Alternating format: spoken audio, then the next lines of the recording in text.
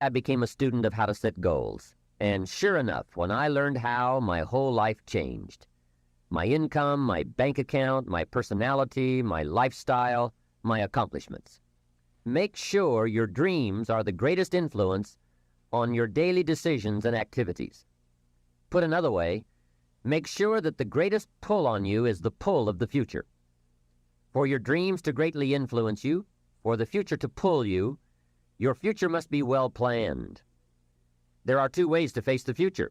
One is with apprehension, the other with anticipation. Guess how many people face the future with apprehension? Why?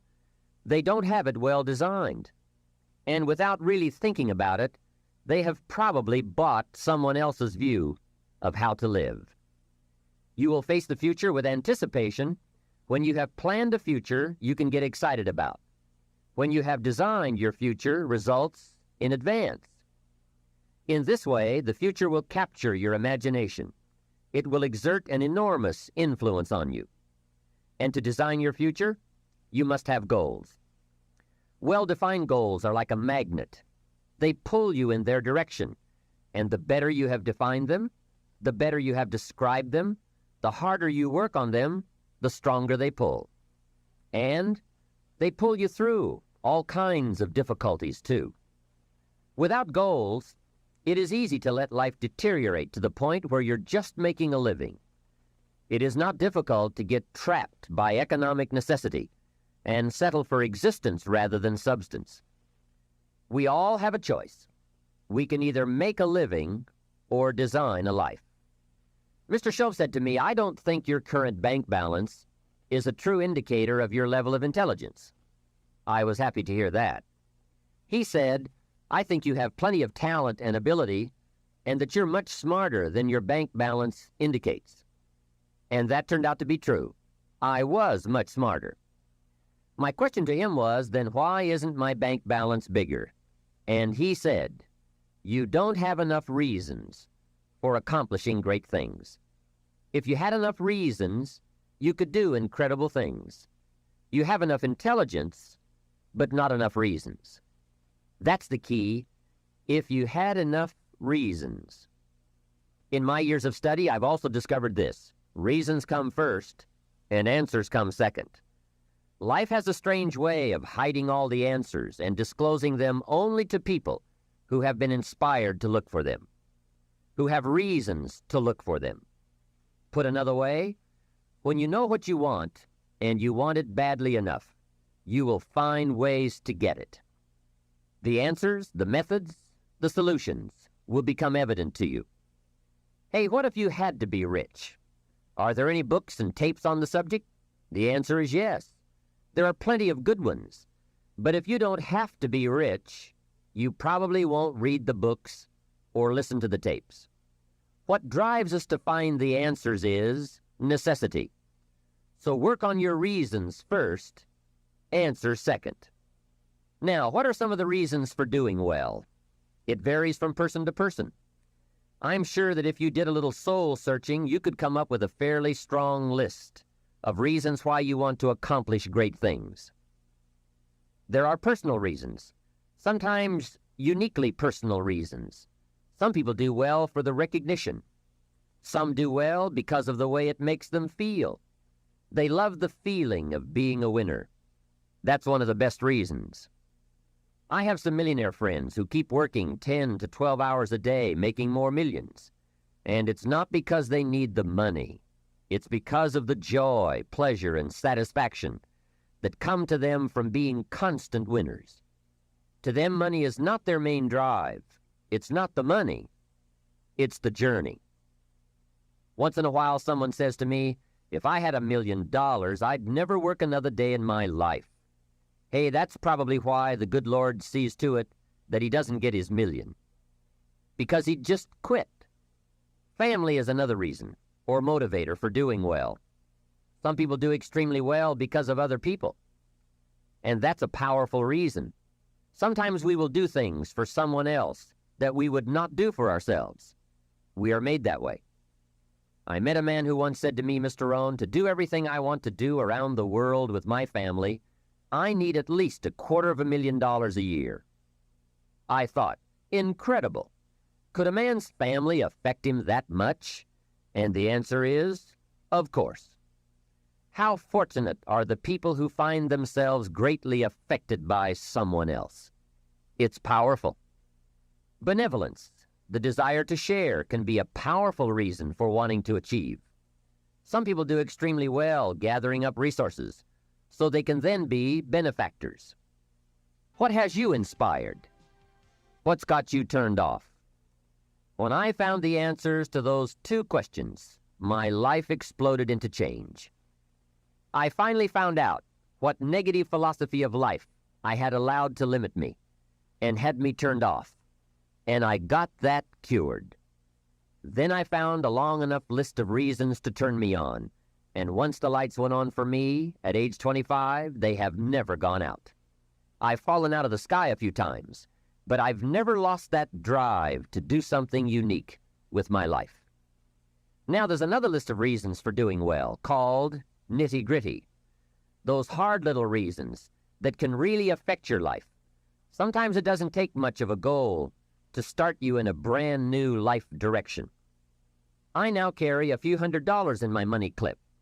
I've had it with being broke, and I've had it with lying. I've had it with being embarrassed over not having any money in my pocket.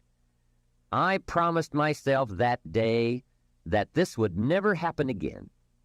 I picked a day and an amount, and I said, I'll never carry less. It was one of those reasons that still affects my life after all these years.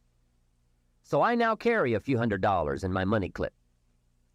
I'm going to give you enough homework not only to keep you busy for the rest of your life, but also to help you create the kind of life you may have always dreamed about living, but never believed possible. So let's get on with it. The sooner you exert the discipline, the sooner you will be enjoying the results. Once the results start to come, believe me, you won't mind the hard work and discipline it's going to take. Now, get a sheet of paper, and at the top of it, write the words, long-range goals. I'm going to ask you some questions, and I want you to jot down the answers. If you don't have paper and pen handy, follow along with me now anyway, just listening. Then later, listen again when you can write down your ideas. After I've asked the questions, which is the first part of this exercise, you can stop the tape and work on your answers. All right, let's start this exercise. The basic question you are going to answer is, what do I want within the next 1 to 10 years? I want you to take about 12 to 15 minutes and make a list of at least 50 things you want within the next 1 to 10 years. These are long-range goals. To help you get started with your list, consider these questions. What do I want to do? What do I want to see? What do I want to be? What do I want to have? Where do I want to go? And what would I like to share? Now, with these thought starter questions in mind, answer the basic question. What do I want within the next 1 to 10 years? See how many things you can write down. At this point, I want you now just to abbreviate and write fast. Make the list as long as you possibly can. Try to write down at least 50 items, 50 things you want within the next 1 to 10 years. These are long-range goals. Spend about 12 to 15 minutes on this. After you've completed your list, you're ready for the next part of the exercise. Go through your list, and next to the things you think you can accomplish or acquire a year from now, write a number 1. Next to the things you think it will take 3 years to realize, write a 3. Next to the things it will take 5 years to accomplish, write a 5. And next to the things it will take 10 years to accomplish, write a 10. Go through this list now to the best of your ability and say, that looks like it will take me about a year, or 3 years, or 5 years, or 10 years. Some big goals might be out there 10 years from now. Once you complete this part of the exercise, you might come to the conclusion that you need a lot more 3-year goals and less 1-year goals, for example, or that you need more 10-year goals. You see, while you're working on one goal, you must have something else in the planning stages. The way you enjoy life best is to wrap up one goal and start right on the next one. Don't linger too long at the table of success. The only way to enjoy another meal is to get hungry. Another thing to check for on your list is that you have included goals for each of these 3 important categories. First, make sure you've listed your economic goals, your goals for income, profits, and productivity. Second, make certain your list includes material items you want, tangibles, such as a home, a car, a boat, furniture, or jewelry. Don't attach the wrong importance to things, but they are important. Third, you'll want to include on your list goals for personal development. Write down all your personal development goals, your goals to be more physically fit, to lose weight, to be more decisive, to be a more effective leader, to be a better communicator, to learn another language. Of course, there are other types of goals to consider: family goals, social goals, lifestyle goals. This is pretty heavy homework, but remember, whether or not you do your homework shows up in the marketplace as well as in the classroom. After you have determined which of your goals are 1 year, 3 year, 5 year, and 10 year, and after you've made certain your list includes economic goals, things, and personal development goals, I want you to go back to this list again. Now pick out the 4 most important 1-year goals, the 4 most important 3-year goals, the 4 most important 5-year goals, and the 4 most important 10-year goals. Those 16 goals will give you plenty of work for now. Get out some more paper, and in a brief paragraph, describe each goal. How high, how long, how much, what size, what model, what color, for example. Also describe why it is important to you. This is a process where you either talk yourself into it or talk yourself out of it, which is good. When you're unclear as to why something is important, usually you put only half-hearted effort into it. What you want is a powerful motivator, but the reason why you want it is an even more powerful motivator. It has greater pull. You may find that some of your goals you thought at first glance were important are not important after all. Do some reflecting, refining, and revising. The point is, right now, try to have approximately 4 1-year, 3-year, 5-year, and 10-year goals that you truly believe in, that inspire you, that you've sold yourself on. When these goals and the reasons you want to obtain them are each clearly described in a brief paragraph, transfer this information to a journal or some type of notebook that you can carry with you easily and refer to often. It's essential to set aside some time every week to review all of your goals, to rearrange them, redo them, restructure them, to add goals, or to tear up the whole list and start over. Goal setting is not something you do just once. It's a continual process. Also, you must constantly check your progress toward your goals. You don't want to fall too far behind on, or worse, lose sight of, your important goals. Now, just as important as your long-range goals are your short-range goals. Your goals for tomorrow, next week, next month, 6 months from now. These are goals you can accomplish within the next year, the immediate future. We call these goals confidence builders. When you work hard, burn the midnight oil, and accomplish these little things, it builds your confidence to go for your long-range goals. Write down in your notebook or journal all the little things you would like to have or accomplish in the next year. How you set up this list is up to you. You might want to break it down by week or by month. Set it up in whatever way works well for you. Part of the fun of having a list is being able to check off something as obtained or completed. Every week, try to check off at least one thing on your list of short-term goals.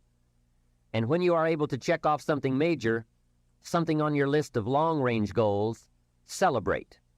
Make winning joyful. Congratulate yourself. It is very important to celebrate progress. We grow from 2 experiences. One is the joy of winning, and the other is the pain of losing. Here's what that also means. Make losing painful. put it on yourself. If you set something up, fooled around, didn't pull it off, put it on yourself. And get around people who will help in this area. Hey, don't join an easy crowd. Go where the expectations are high, where the pressure to perform is high. It's how we grow. I'm certain that part of the reason why people let goal setting slide is because it is a lot of work. As I said, you'll be constantly revising your lists of short-range and long-range goals, rearranging them, refining them, redesigning them, establishing different priorities, adding new goals, perhaps deleting others. It's interesting that so many people work hard on their jobs, but they don't work hard on their futures.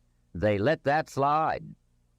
Some people live such mediocre lives that at the end of the day, they don't know whether they're winning or losing. They just go through life with their fingers crossed. I know most people don't make definite plans, but don't let that be you.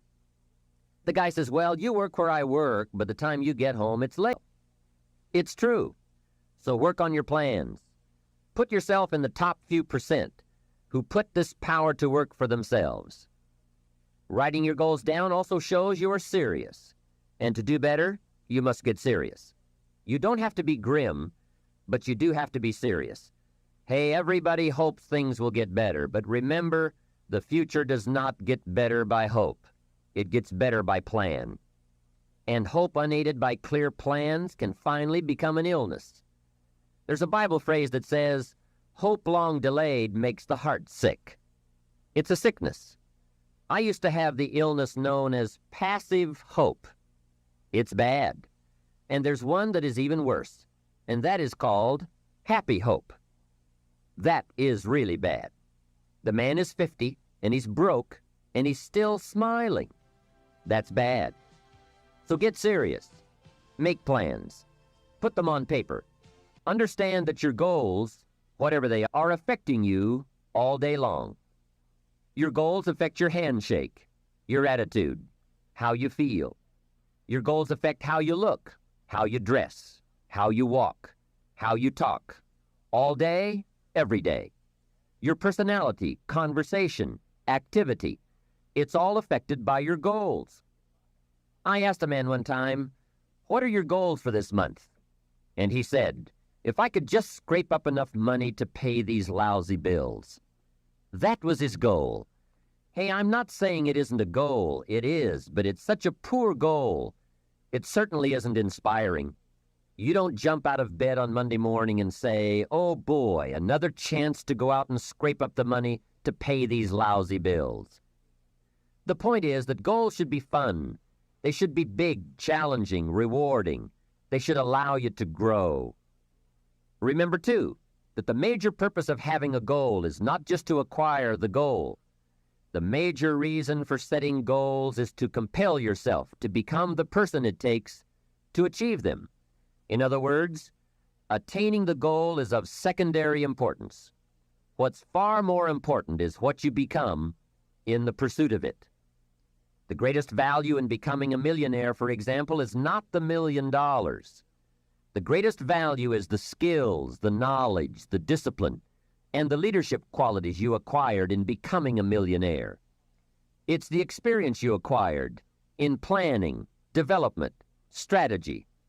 It's other qualities you acquired, such as courage, commitment, and willpower, to attract $1 million. You could lose everything you attained, but you could not lose the skills, knowledge, and experience you have obtained. Even better than having is being. Here's a most important question to spend some time answering. What kind of person will I have to become to get all I want? Write down a few thoughts on that. Write down some skills you'll have to develop, for example, and some of the things you're going to have to learn. Just spend a little time writing a few sentences on this. What kind of person will I have to become to get all I want? The answer to this will give you some personal development goals. Remember that income does not far exceed personal development. All of us have to do this kind of self-examination. I have to look at my own life and say, well, here's what I want, but am I willing to become what it takes to get what I want? If I'm too lazy, If I don't want to learn, read, study, and grow to become that kind of person, then I cannot attract what I want. Now, either I have to change my wants, or I have to change myself. Here are a few more key points I'd like to share with you on goals and designing your future. First, if you don't right now feel as if you're equipped to get all you want, just remember, ability will grow to match your strong dreams. That's why the goal-setting process we've discussed is so important. The more you work on this, the more ideas you will get on how you can change, how you can grow. I am nowhere near the person I was when I met Mr. Shope 25 years ago. I'm not that person anymore. I've changed. There's nothing you can do about the past, but you can do a great deal about your future. You don't have to be the same person you were yesterday. You can make changes in your life, absolutely startling changes, in a fairly short period of time. You can make changes you can't even conceive of now if you give yourself a chance. Your abilities will grow. You have untapped talents and potential that you haven't even reached for yet. And as time goes on, you'll be able to reach deeper and deeper. The first thing you'll know, you'll be able to do things you never thought you could do. You'll be able to handle things you never thought you could handle. You'll have ideas that you've never had before. All of this is sparked by the goal-setting process. When you know what you want, and you want it badly enough, the answers will come to you. I can't tell you why it works. All I know is it works. Give yourself a chance to become all you can become and to accomplish all you can accomplish.